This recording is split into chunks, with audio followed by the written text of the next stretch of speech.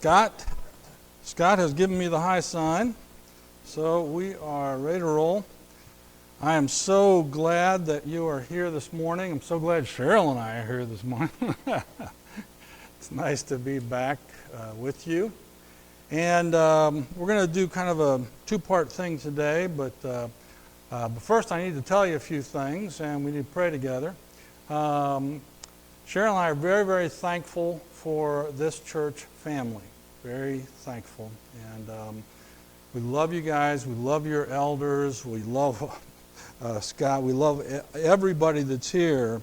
And you have been a tremendous encouragement to us. And even as we were away, Dave and Twan, and Larry was taking care too. We got to interact a lot. And I'm very thankful for the way they shepherd. And I'm thankful for the way Scott is such a loving brother. It's all very, very helpful to us. And we had friends, close friends, come over again from the Western Shore. Marty Drucker and Glenda Gregg. Yeah. They found their way, and may have a few more people in assembly too, but we are so thankful every time we get to be together. It is a tremendous blessing. Talking this morning about caring, and we call it Caring 101 because it's basics that a lot of human beings kind of have forgotten. It seems like some basic respect, caring kinds of things have been damaged in recent years and months. And that's a problem. It's a serious problem.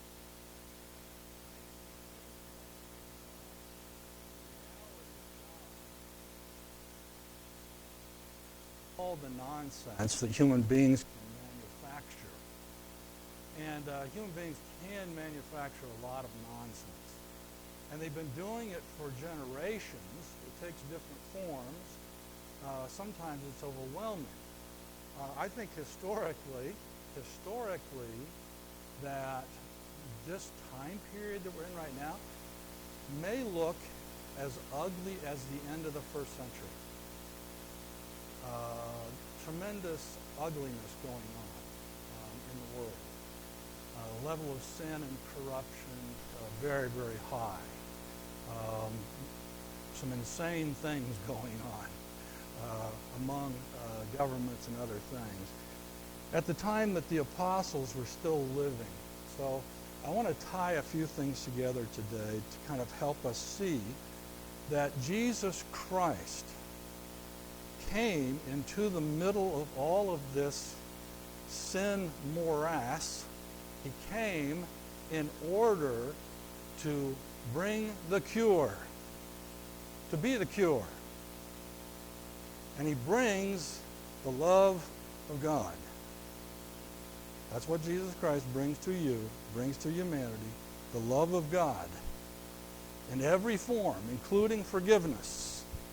In every form, Jesus Christ comes on the earth. He lives out the love of God. He pours out the love of God. He was filled up with the love of God and the truth of God. And this is the part that the world really hates. The truth and the grace of God always go together. Always go together. And Jesus Christ brings that as a person. He brings it. He actually showed us how to treat other human beings while making a way for us to become faith-filled, loving human beings. You know, you can't become a truly, genuinely loving person on your own, starting in some corner somewhere. You know that, don't you? You can't just figure it all out by yourself in a little vacuum.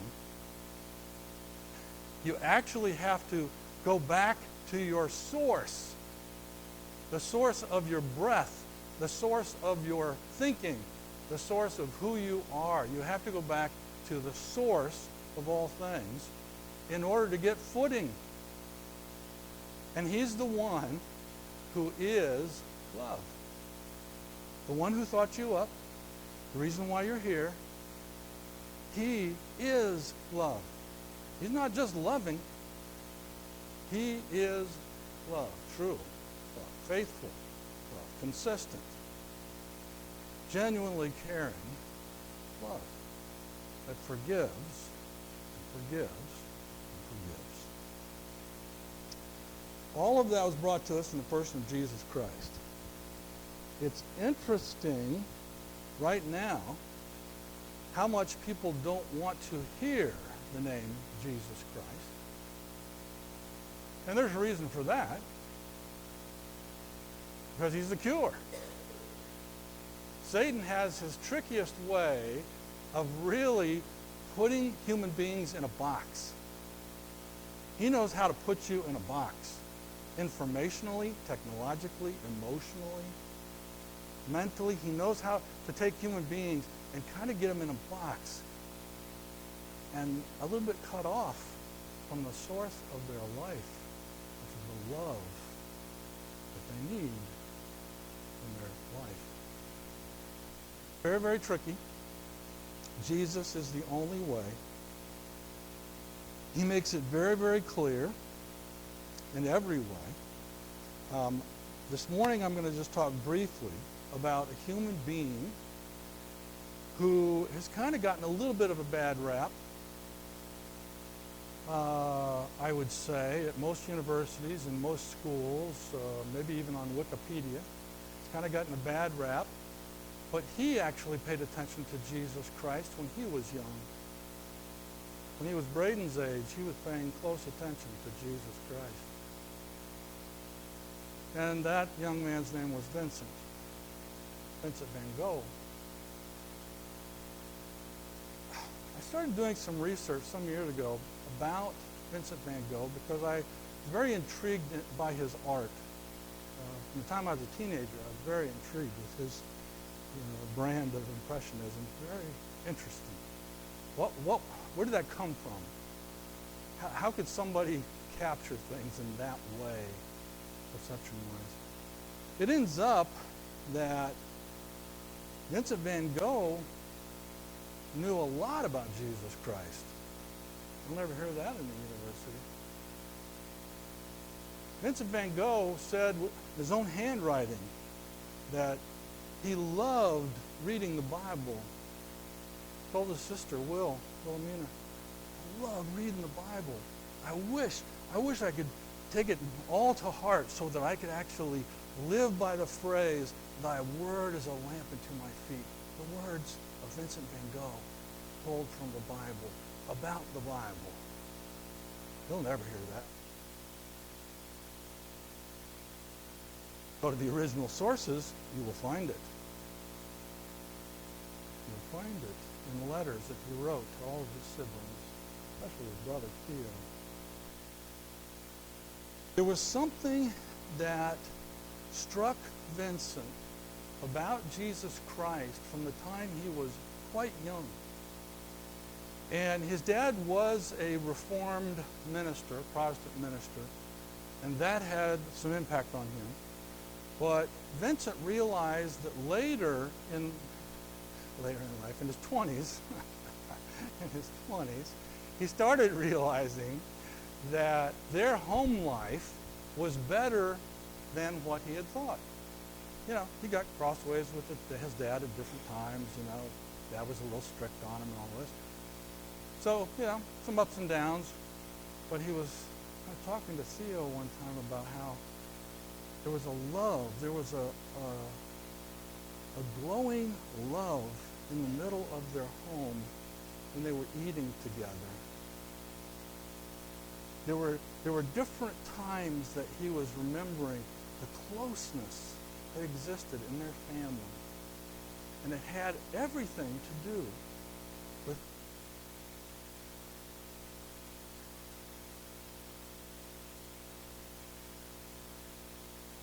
Now, later, he had other ups and downs, and there were reasons for it. He was a human being. He had some issues, but I want you to hear a couple of things that he said, and then I got a couple questions for you. He said, let me get my glasses here. I just finally got progressives, so I'm trying to avoid headaches. Progressives. I didn't go to the eye doctor for 25 years. And I was like amazed. Oh man, I knew it was getting fuzzy, but okay. He says to his sister Wilhelmina in a letter, love is creative and life-giving, and he says what the germinating force is in a grain of wheat, love is in us. That's pretty cool. He was thinking about this stuff. He was really thinking about this. And very much so about the caring and the love part of the message of Christ, of who Christ was. He goes on to say, I believe the more one loves, the more one will act, for love that is only a feeling I would never recognize as love. He goes on to say, love proves that we're alive. I love, therefore I live. That's his words. He finishes out saying, acts of love are the concreteness of God's presence in life. Loving acts are the concreteness of God's presence in life. This is Vincent van Gogh. That you're told he was a nut. He went crazy, cut his ear off, blah blah blah. Poor guy. Wish he wasn't, hooked on all these things and messing himself up in so many different ways. That was later on. Later on, most unfortunately, it didn't have to happen that way. It started out this way. The problem was, Vincent, like some of us, did get mistreated. You know that? Vincent got mistreated several times, even by Christians. Uh-oh. Did you know that Vincent was an evangelist for several years? A full-time evangelist. Vincent van Gogh, full-time evangelist. To the poor, to the poorest communities, one in Belgium, one in England. And he wanted to humbly serve the poor, just like Jesus Christ. And some of the church members got upset with him because he wasn't paying enough attention to them. He was paying too much attention to the poor in the community. What are you going to do?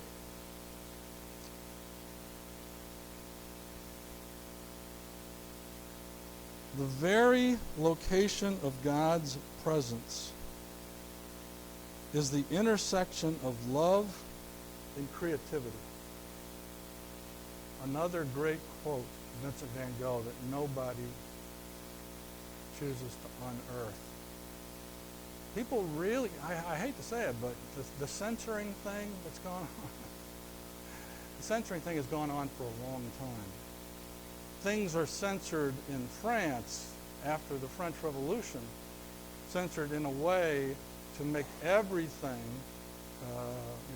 become secular. Everything that had to do with Christ was pulled from publishing. The stuff that Søren Kierkegaard wrote about Christ was not printed in France for years. The stuff that François Fénelon, a great French writer to the king, he was a tutor to a young king, French king. They actually kept his books from being printed that had the name Jesus Christ in them. Talked about love. And they only allowed one novel that he wrote, a novel. One novel they allowed through. But he was a brilliant man who loved God. François Fénelon. He loved God. Vincent van Gogh, growing up, loved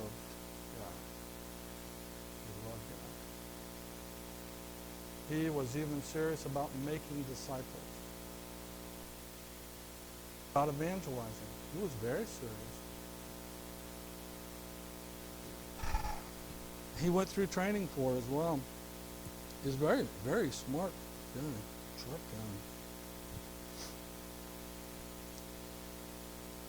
A few questions about this love, this loving, this caring, and it is the love of Christ really is genuine caring. You have people who say that they're not Christian, they don't want to hear the name of Christ, and they're still trying to be nice to other people under certain circumstances. Why? Why? Why would a human being even want to be a good neighbor? Why? What's the motivation for that? If you are disconnected from the source and you disavow the source of all caring, there's no reason to care except for the one who put you here. As soon as you start thinking about him, you have a reason to care. And that's how it all lines up. That's how it all lines up. You disavow who put you here, man, you are just flapping in the wind. You are hanging out there, and you are going to be harmed. You're going to be harmed. Attach yourself to the one who put you here.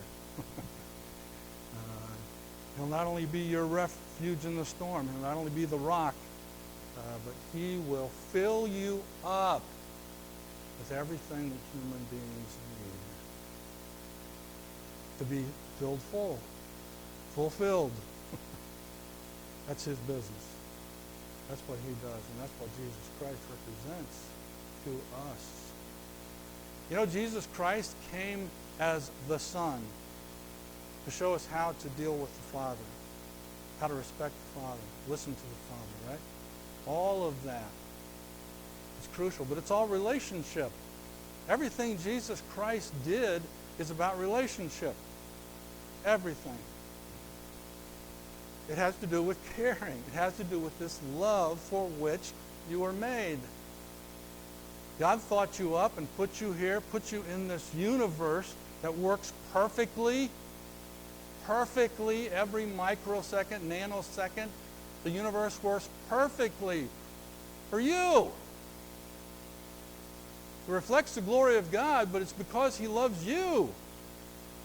He puts you in the middle of all of this creativity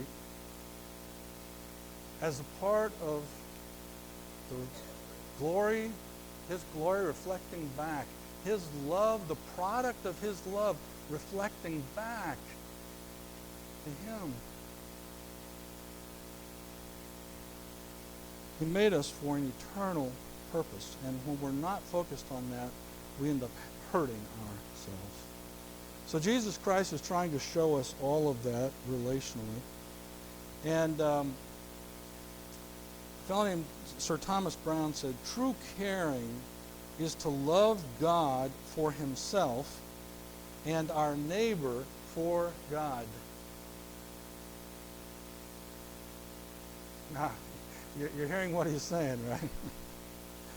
True caring is to love God for himself and our neighbor for God.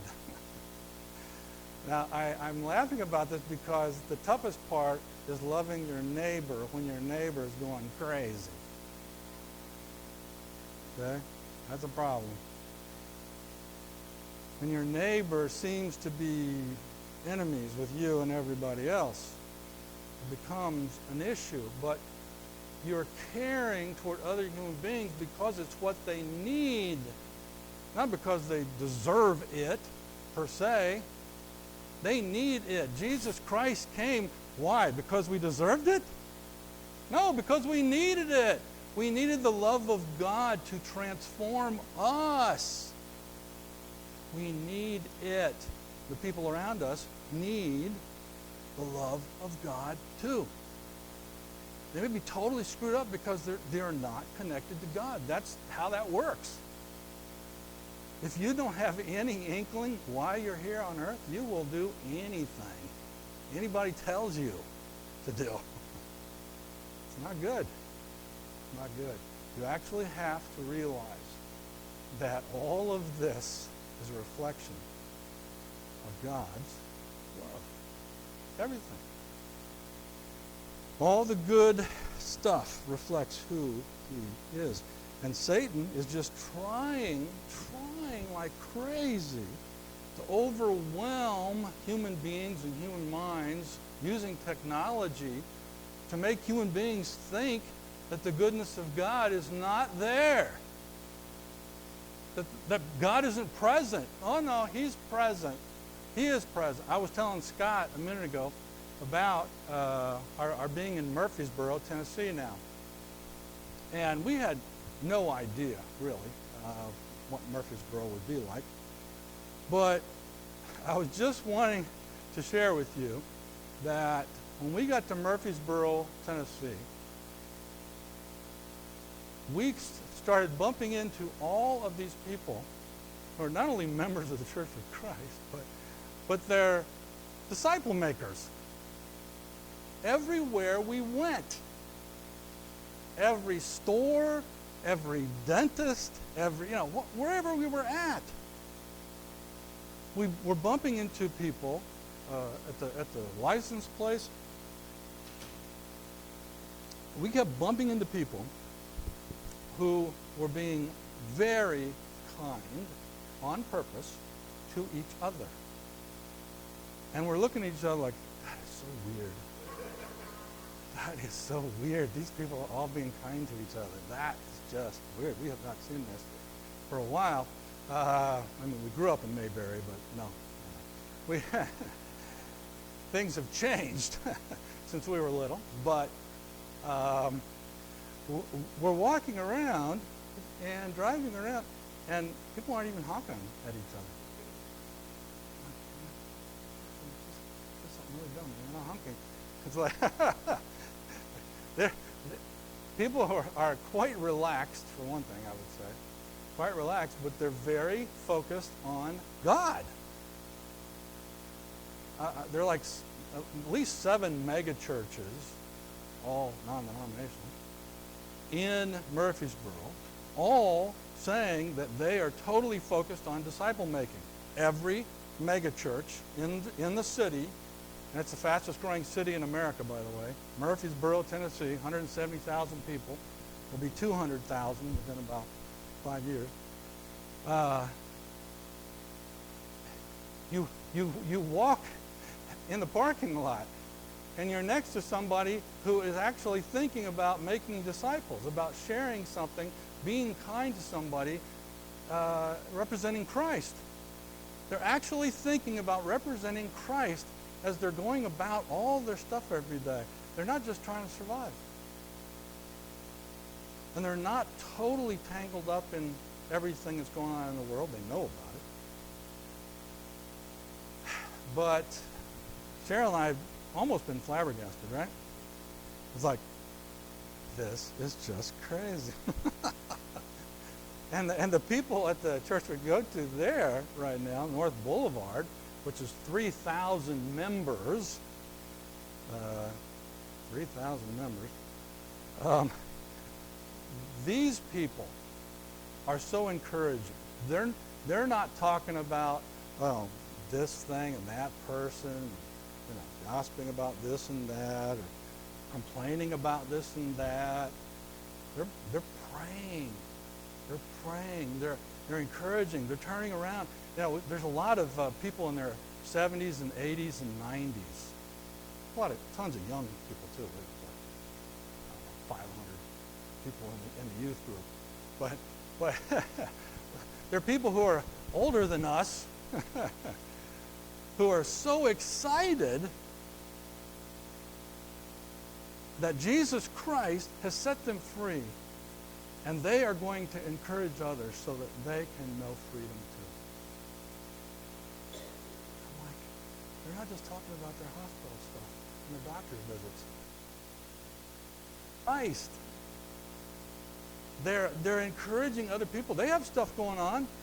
They're some of you, like I said, some of them are older people. They have stuff going on. They're going in and out of hospitals and stuff, but they are so much encouraging other people spiritually. I find it very refreshing, okay? Very refreshing, because even in Indiana, when we were growing up, we didn't have that.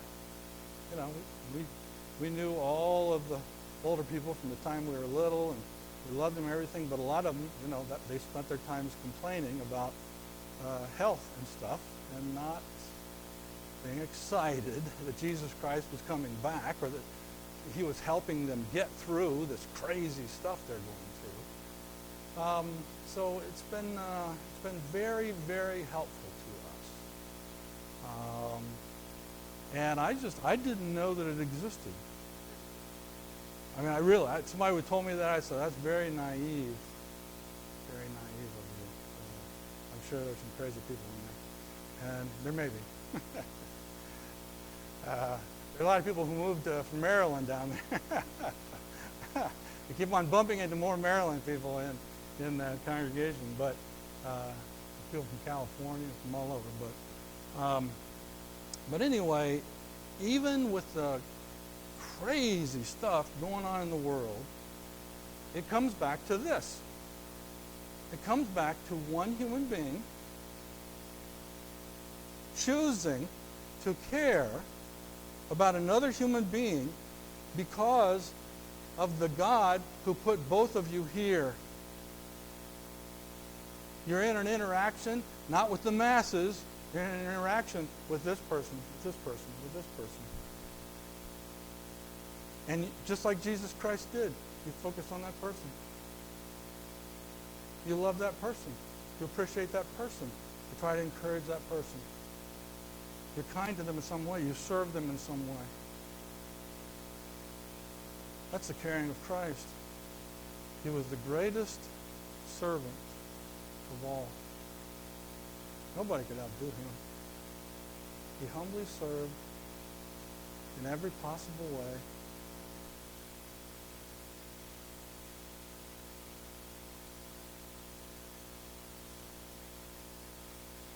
Do it for points. He didn't do it to look good. He didn't do it for some other motivation. He did it because of God's love for each human being walking around.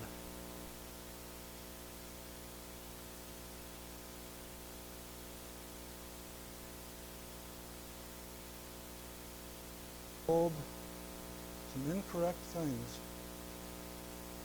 Y'all remember the 4Ds? Remember the 4Ds from one of the other times that I was training here? 4Ds. This is the way Satan operates from day one to right now. The 4Ds. Deceive, distract, divide, destroy. He does it over and over and over and over and over.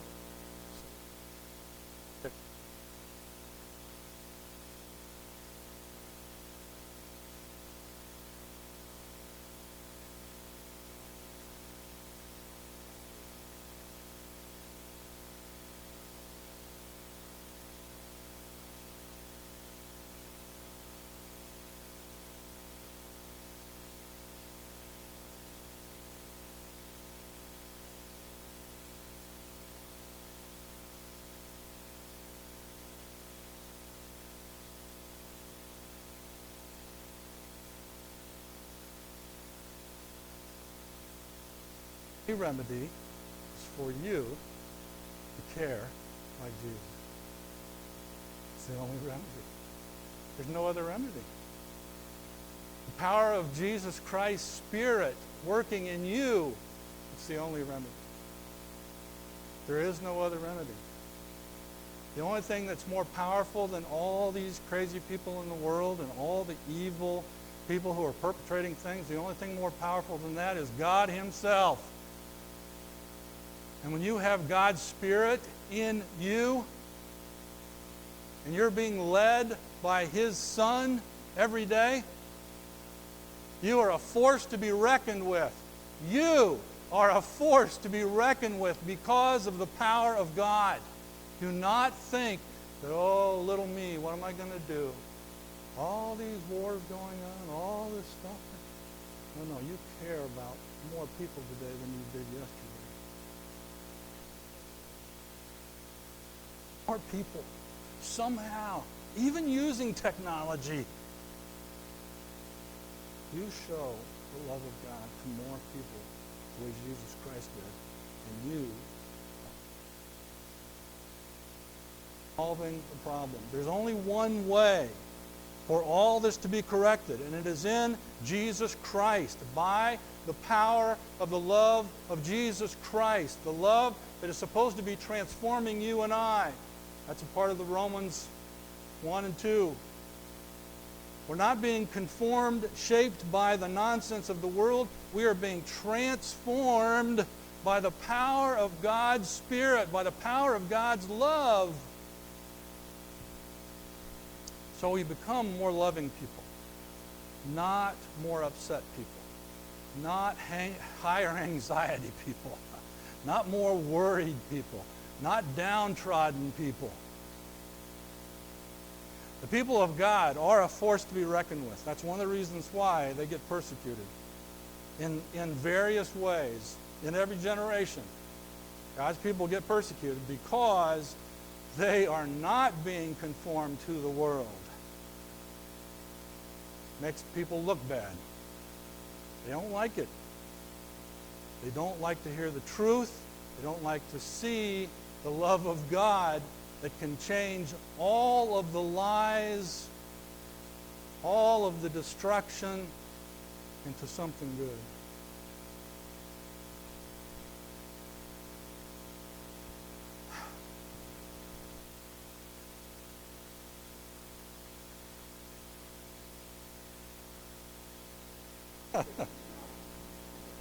In that case, I better ask you a question.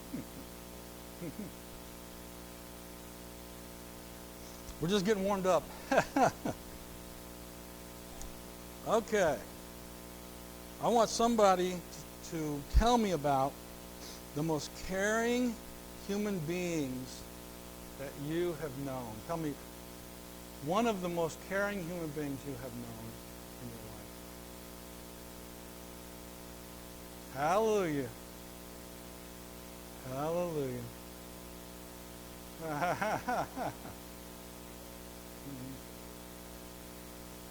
Sweet. Sweet.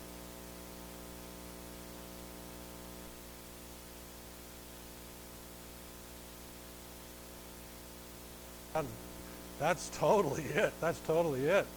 Yeah, we've had special friends that I just can't imagine what God can do. From the time you were little, anybody think of somebody when you were little and you thought to yourself, you know, wow, that person is such a kind person, such a caring person. You think of somebody? Martha Wooten. Okay. Okay, sweet. Sweet. Okay. Oh, yeah, right. Anybody else? You can talk about it if you want to. Caring people in your life. I can name a few from the church we grew up at. Yeah. Oh, yeah.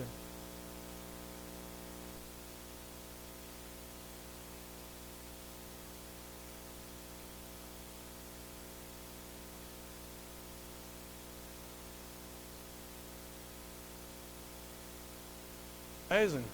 It's amazing. One person, two people, the impact that they can have on human beings. Yeah.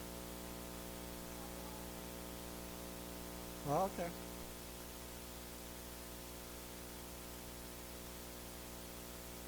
So important. It's so important. Some other names, other people? Go ahead, tell me. Yes, memories.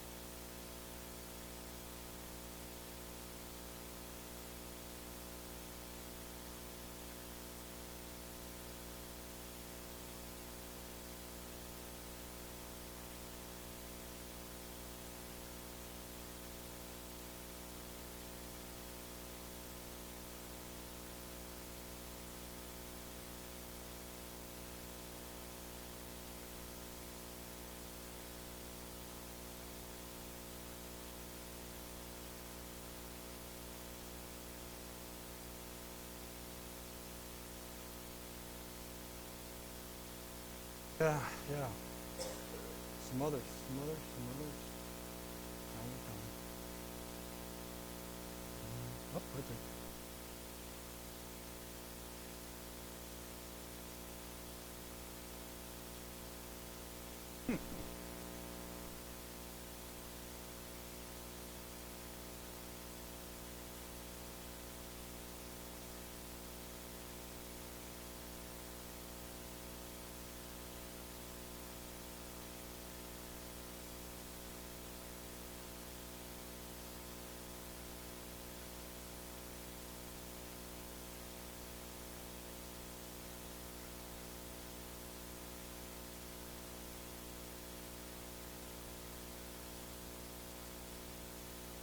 I can use anyone. Sometimes people are even unknowingly showing the grace of God. They have for some reason, they show caring towards somebody in a moment. They couldn't even explain why they were touched by that person in that moment. But they reached out to them. They helped them in some way. And in that moment, God did something. God did something. Happens all the time. Needs to happen more.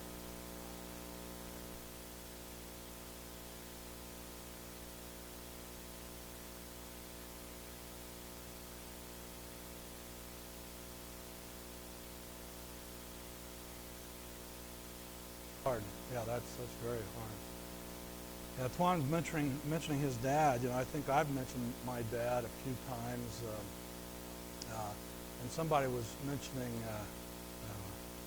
Larry and some other people who do things, kind of secretly. My dad used to do that. My dad used to do that, even though he was an elder for a while. He would go do stuff for people in the congregation who needed things. Nobody else even knew what they needed. But somehow he found out. He took it to them. Nobody knew what he was doing on his errands. And I think I was the only sibling who found out because my mom made him take me with him a few times when I was driving her crazy. When I was little, she was like, "Joe, take Brenny with you." Get him out of here. So I would get to go with them. He would like take me for a donut afterwards or something, but he was like taking groceries to people. He was trying to fix stuff. He was taking people, to different appointments and all this different stuff. He was very, very busy man. He was like a scientist. He was a scientist at Purdue University. And the stuff that he did that nobody knew about, that I started to find out about,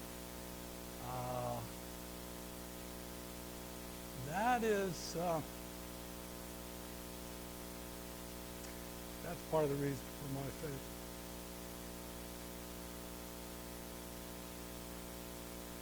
He used to go to this lady's house named Edith Peters. She weighed 450 pounds. She couldn't move, couldn't take a bath. And her house stunk.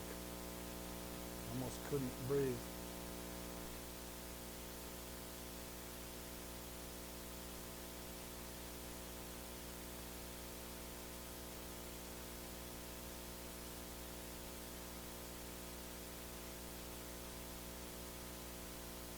I could hardly stand the smell. I'm like, you sure you want to do this? It's like, yep. Yeah, just matter of fact. okay, she needs some things, we're going to do it.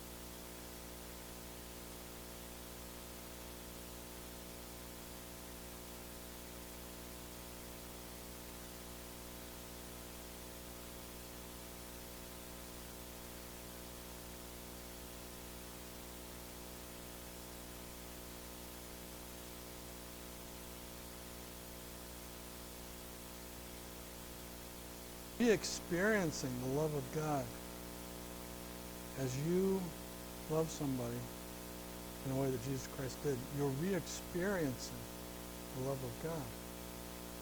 And it actually deepens your own faith. The more you do carrying things like Jesus Christ, it kind of puts you out there a little bit. It's actually showing you,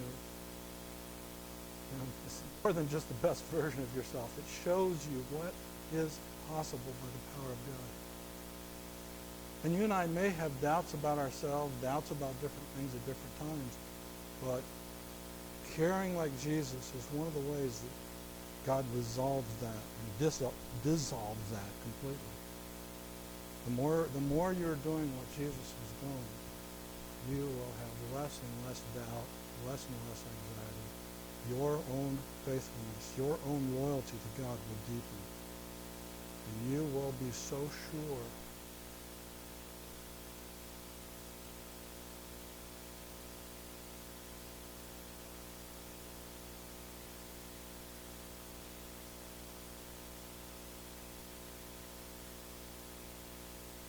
I think we need to stop there. I just wanted to get us thinking about this a little bit. And